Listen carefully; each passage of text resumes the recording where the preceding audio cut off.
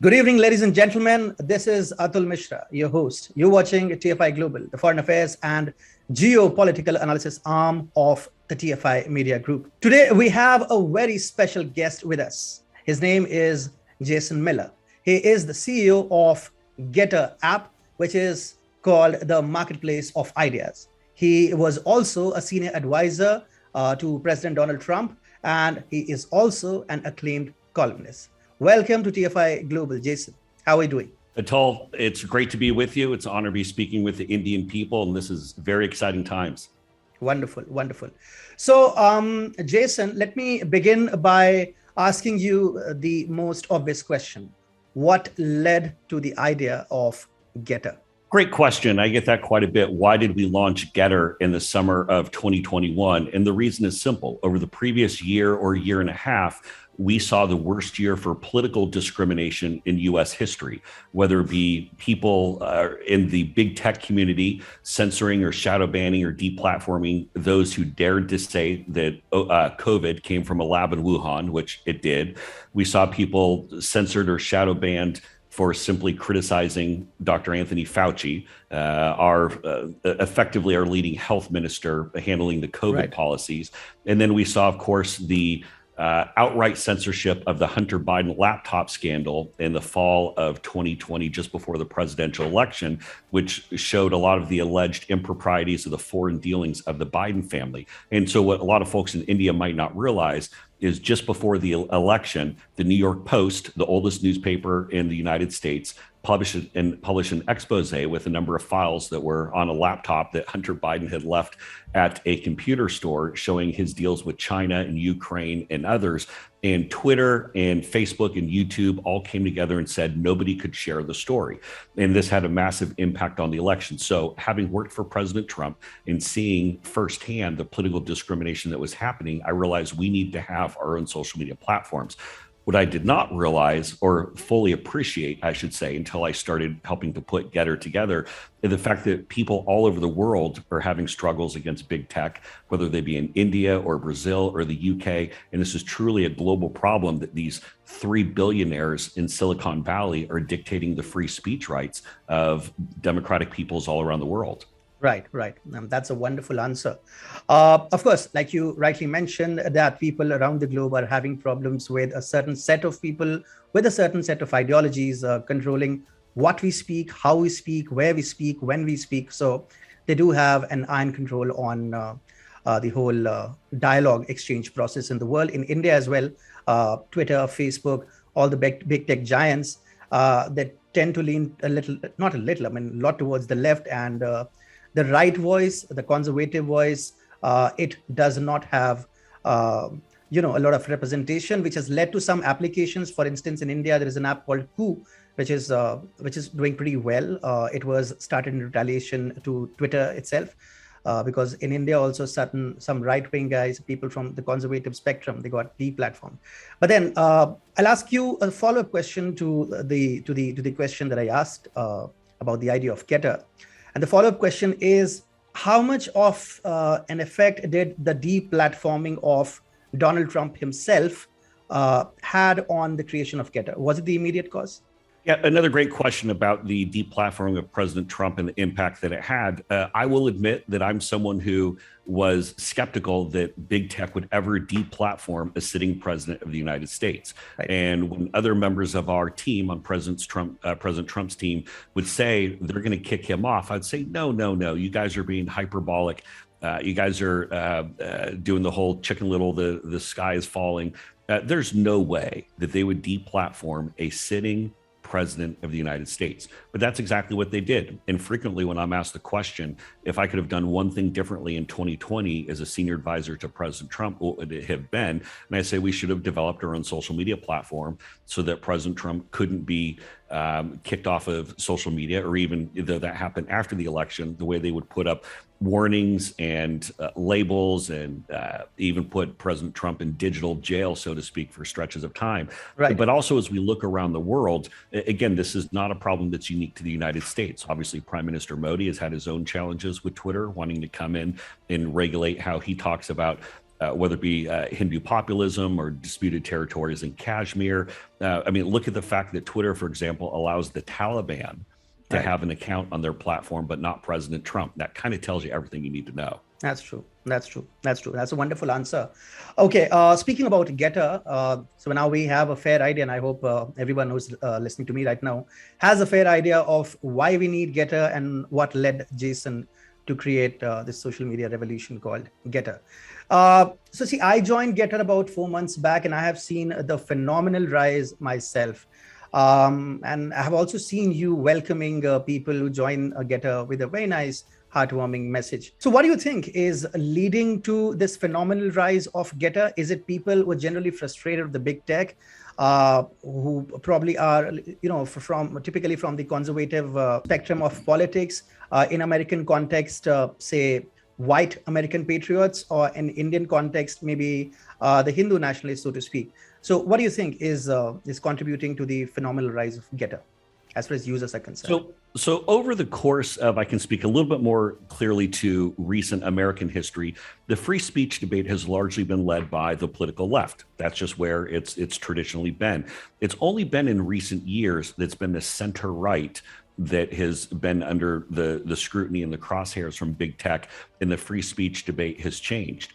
But one of the things that has become pretty clear, this isn't just about, say, center-right politics, even though that might be where a lot of the energy and the passion around the free speech debate is at this moment. What we're already starting to find is these big tech giants, the woke culture, which, by the way, I do have to apologize to the Indian people for the U.S. exporting wokeism. It's probably our worst export that we've ever had. And so on behalf of the United States, I'm sorry, guys. We'll try to do better next time. But the fact of the matter is the wokeism in the big tech culture, they're not stopping with folks on the center right. Look at rapper Nicki Minaj, for example. Right. Who was put in digital timeout for simply questioning the effectiveness of some of the COVID vaccines, which, again, I think it's only right if people want to go and raise questions and demand answers from their medical professionals. And so Nicki Minaj does not qualify herself as someone who's in center-right politics. Look at Dave Chappelle, how they've tried to cancel him for his comedy special on Netflix, which, by the way, it's a pretty funny special. It's he does not take any prisoners in it. So if you're squeamish, then don't watch it. But Dave Chappelle's a very funny guy. And so this big tech woke culture, they're not stopping with the center right. They're going after everyone. But one of the things they're told that I'm most proud of is the fact that we have so many people who are coming together who they don't wake up in the morning and say, I'm Republican, or I'm Democrat, or I'm BJP, or I support Bolsonaro or oppose Bolsonaro, or I'm Tory, or I'm Labor. We have people who wake up and just want to express themselves, who don't want to be put in digital jail, who think that the political discrimination is wrong, and all users on these social media platforms should be treated equally. I look at Enes Kanter Freedom from the Boston Celtics, the professional NBA basketball team. Yes. Who's been an outspoken critic of President Xi and the CCP, calling for a free Tibet, calling for the Uyghur people to be released from the slavery that they're in and the forced labor camps and such. And he's someone who, I couldn't tell you what his politics are, but I do know he values free speech. That's who I think an ideal Gettr user is anyone who supports free speech and opposes cancel culture has a welcome place on our platform. Wonderful. So, see, the conversation around Gettr, when I say conversation, I mean the narrative set by the people on the left side of the political spectrum, is that this is one right-wing echo chamber. That is the kind of narrative that they are trying to set. And that is why I asked the question: is it only for the people on the right side of the political spectrum, or it will invite everybody eventually? So I think you have given us a fair idea of what type of platform it is and what kind of people it welcomes. So anybody who is for free speech can come and join Gettr. So that, and I would add just real quick, one other important note for people to realize, especially for our friends in the Indian and broader Hindu communities around the world. The U.S. only represents about 38% of Gettr's global user base. The rest of that, 60+% is international, all around the world. So this truly is an international platform of people from all communities and, in all cultures. And so I think that's really exciting. So it's the only echo chamber I think that's going on are with people saying we're tired of big tech and we want to declare our freedom. Absolutely. Absolutely. So do you think Gettr is going to become a worthy challenger to Twitter in coming, say, few months, few years? What do you think? Well, that's what we certainly hope. We're approaching 4 million users just since the middle of last summer. So we're the fastest ever social media platform to 1 million, fastest ever to 2 million, fastest ever to 3 million. And now it looks like we're going to be the fastest ever platform to 4 million. In fact, we will hit 4 million before, say, for example, Facebook was even able to hit 1 million. So we're moving at a very aggressive clip. And I think that's because people have been looking for an alternative. But in the past, there have been a couple of issues. Number one, many people looked and said they didn't want to be on a platform that ultimately itself was deplatformed, like a Parler, or they looked and said, we don't want to be on something that's just some American social media platform, which I think Gettr is different, as I pointed out. Right. With the global reach and the fact that it's a 2/3 international, only 1/3 here in the U.S. Mm-hmm. And I think also too, people have been waiting for what's something that's fun and engaging and has the functionality, because people might talk a good game when it comes to free speech, but if the user platform, the user experience isn't very good, if it looks clunky or outdated or not as sophisticated as the big tech platforms, people won't use it. Right, right. Okay, Jason, and since I'm an Indian and you talked about India, also Hindus, a couple of times already. So what are your India plans? Are you planning to come here? Are you planning to get some more Indians on board, maybe get some influential Indians on board, say, or any influential Indian if he's joined Gettr? Absolutely. So India is our biggest, where we see as our biggest focus for Q1 of 2022 for our international expansion. I plan on coming to India at the very beginning of February, beginning or middle part of February, to spend a few days and try to meet folks in the Delhi and Mumbai areas. So far, we probably have right around 100,000 or so Indians who are on the Gettr platform. We have a number of members from the Hindu ecosystem, which has been very enthusiastic so far. But part of it is to come in to India and additionally sign up more people, tell them about the benefits of the Gettr platform, and also look for some advertising and sponsorship opportunities, whether that be with sports outlets or with certain influencers who are on board, and showing people that there is the alternative. Because as we've seen with Twitter, it's only a matter of time, especially as we look ahead to the next set of Indian elections. And I know that obviously there's some coming up in right at the beginning of this year here, at least as far as in the regional states.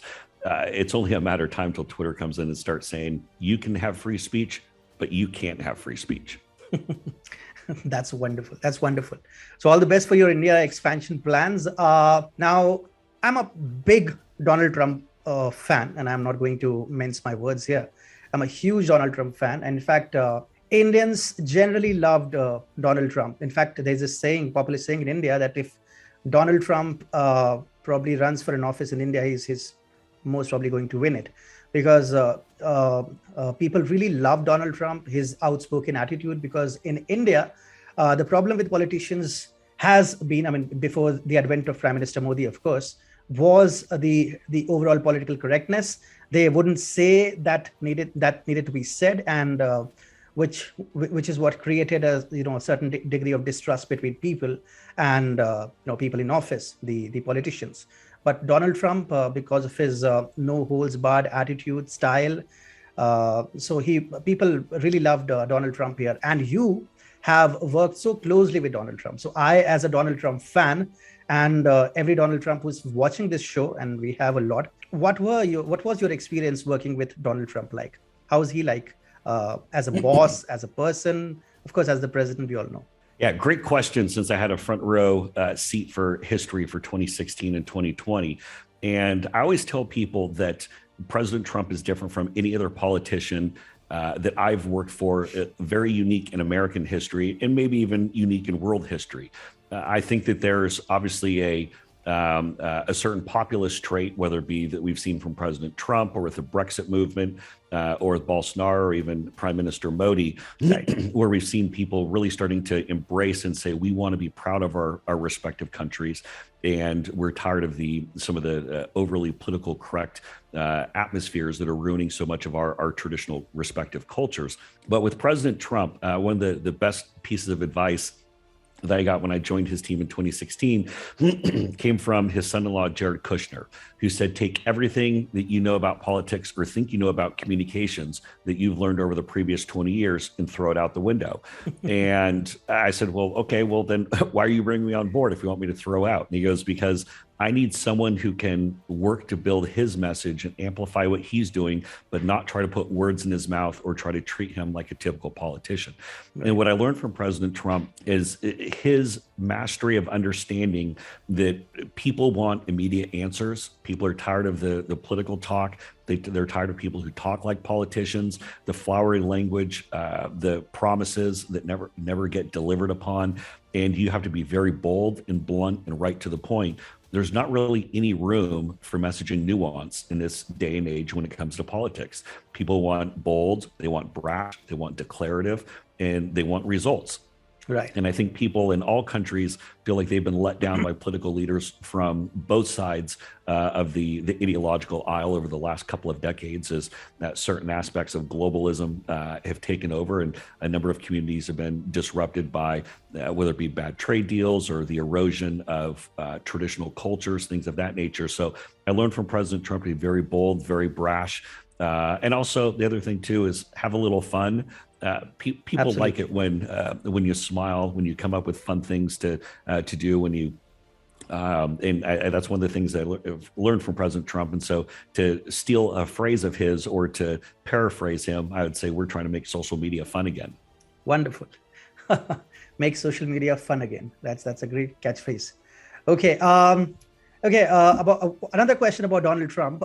See, 2022 is already here. You'll have the midterm elections soon. Then 2024, the presidential elections will be there as well. What do you think? Is he going to stage a comeback, or that was probably the last of Donald Trump that we saw? What do you think? Yeah, great question. I still expect President Trump to run in 2024.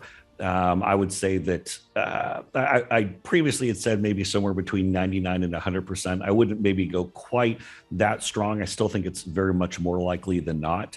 It's the Republican nomination for president is his if he wants it. All the polling shows he's had by 50 to 60 points over his next nearest competitor on the Republican side. And what a lot of folks in India might not realize is that Joe Biden is literally at record historic lows for presidency at this point, between the hyperinflation, the southern border crisis, the energy crisis, the aggression of China, which I know India has a very acute awareness of, but the aggression of China, obviously the disastrous withdrawal of Afghanistan. That's true. These are all problems that largely been created by Biden, not just happening under Biden, but created by Biden. And so I think the environment looks very favorable for a Trump return. Right. So Joe Biden is possibly the president with the lowest approval ratings, if I'm not wrong, who is accompanied. The absolute worst at this point in the presidency of anyone in American history. True. It's pretty disastrous. And I know that Biden has, when pressed on the issue, has said that of course, he's going to run again in 2024. But all of the Democratic insiders, the media pundits, realize that there's just no way that Democrats will let him be the leader. I mean, he just doesn't. Obviously, as an American, I want to have pride in our American president, whether or not I agree with him ideologically or we have differences of opinions. Right. But Biden doesn't look like he has all of his faculties together. You see him walking into bushes. You see him. It seems like he's nodding off, or he just stops mid-sentence, and it projects the very image of weakness. Yeah. Right. He in fact recently started supporting the Let's Go Brandon movement as well, which was quite funny. So the Let's Go Brandon for, which is the LGB community, which is, so people in India understand, there's a chant that is broken out at American football games and sporting events all around the country with I can't say the word on a family show like this, but blank Joe Biden, and blank Joe Biden, and then they clap a few times and blank Joe Biden, and they do it just ad nauseum at these games, and they break out in these chants of tens of thousands of people saying blank Joe Biden. So there's a NASCAR driving American driving sport there's a winner, Brandon Brown, and he won a NASCAR event, and the crowd was chanting "Blank Joe Biden" so loud in the background. But the NBC sports reporter interviewing the driver said, "Wow, you could even hear them saying, 'Let's go, Brandon.'" When you could hear, they were not saying "Let's go, Brandon." They were saying "Blank Joe Biden." And the reporter was panned, mocked mercilessly for it. But then "Let's go, Brandon" became kind of a rallying cry, but not just of a sign that people are not with Biden, but also kind of a mockery of the media. That this is how bad they want to cover up for him. Absolutely. Absolutely. Yeah. I mean, "Let's go, Brandon" is quite popular in India as well. So good. So we know the backstory. Okay. If I'm not wrong, Donald Trump is still to join Gettr, right? I'm sorry, what was that again? If I'm not wrong, because I haven't looked up Donald Trump on Gettr, but he's not there. If I'm not wrong, has he joined Gettr yet? Correct. President Trump is not yet on Gettr. Obviously, I'd worked to try to get him onto our platform. Spoke with him a number of times about it. I made him a very, very lucrative deal to come on board, but unfortunately someone else came along with an even better deal. And so President Trump has said he's going to launch his own social media platform at some point in 2022. But here's the thing, Atul, that I wouldn't completely rule out. I still think there's a good possibility that President Trump comes and joins Gettr, especially as it takes longer for his platform to come out. Wouldn't that be wonderful? Because President Trump wants to have a voice. He wants to have a platform. He sees all the action, excitement, the fact that we're up to almost 4 million users. We just had Joe Rogan, Dr. Robert Malone, all these big names starting to join the platform. I think President Trump, there's a very good chance he'll come and join us. Awesome. That's really good. And I hope Donald Trump joins Gettr soon. Okay. One question about India and US. Now, Donald Trump and Prime Minister Modi, they had a great rapport. They were both, both technically outsiders. Prime Minister Modi was an outsider to the Delhi circle, the Delhi political class. He comes from Gujarat, which is a western state in India. Donald Trump, of course, he was a businessman. He was kind of an outsider to the American politics, and both of them bonded really well, and that also showed in the Indo-US ties. The Quad got stronger when Donald Trump was there. Donald Trump also paid a visit to India. He also went to Prime Minister Modi's home state. Now we see Quad has taken a backseat, which was the strongest and the biggest alliance against China, so to speak. It has taken a backseat because there is absolutely no initiative from Joe Biden's side. Also, he's trying to bring a lot of nonsensical things because Quad was not made for discussing, say, climate change or other woke things. So he started discussing in Quad meetings, he started discussing climate change and stuff. So Indo-US relations were obviously at an all-time high when Donald Trump was there. But with Biden in office, it has taken a backseat. I mean, it has decelerated a bit. So what do you think is the future of Indo-US relationship if Biden is to continue, or if let's say Democrats come again? I mean, we say Kamala Harris becomes the next president of the United States. What do you think is going to be the future of India and America's relationship? Great question. I think it's a complex answer, but it shouldn't be. And the fact of the matter is that there is no Quad, there is no counterbalance against the rising aggression of China without a strong U.S.-India partnership. And again, the whole point of the Quad is not to go and take sides in the Kashmir dispute. It's not to go and say that countries can't embrace their traditions or to try to get in the middle of internal domestic politics. That's not what this whole alliance is about. This is about making sure that we have the counterbalance to the biggest threat to democracy and freedom in world history, which is communist China, and the rise in the way that essentially China is trying to divide the entire world. Under a Republican president, we're going to see the U.S.-India relationship continue to improve and to work very well together. But my concern is that under Democratic presidencies, at least for the near future, they're so caught up in kowtowing to their more vocal political bases, particularly with the Muslim American community. Right. We've seen this play out with the way that Democrats have now abandoned many of their Jewish allies to simply embrace Muslim allies. And which really, even that's probably the reason why President Trump received a record high level of Jewish American support in the 2020 presidential, because folks are so frustrated and annoyed by that. So the short answer is it's an important relationship. It should be a very good one, but I fear that under Democrat leadership, it's not going to be, only under Republican leadership. Right. Okay, I believe we have come to the end of this discussion, but not before we get a message for our viewers, our folks in India who are watching you speak. What is your message for them about Gettr, about India, about America, about everything else under the sun? To the people of India, I say, if you support free speech and you oppose cancel culture, and you also want to make social media fun again, if you're tired of 3 billionaires in Silicon Valley dictating your free speech rights, come and join Gettr, and you'll see not just the Hindu ecosystem and a number of the leaders who've started to join the Gettr platform. You're going to see a lot more Indians who start to join, and we've added in now. We also have the languages available in Hindi, in Bengali. We'll be adding Tamil in very shortly. So we'll have that. And when I come to visit in February, I look forward to meeting as many of you as possible. India is obviously a big country, so I can't see the entire place. But we realize just how important, especially that folks who are allied with whether it be the BJP or people who very much the Hindu ecosystem. We want to build allies, and look forward to seeing you next month. Wonderful. And I look forward to meeting you, Jason, once you're here in India. And you're most welcome to visit our office as well. Thank you, Atul. I appreciate it. Wonderful. It was wonderful interacting with you, Jason. And I wish you and everybody at Gettr all the very best. May social media be fun again, and may you guys be Twitter at its game. Thank you. Thank you, sir. Thank you.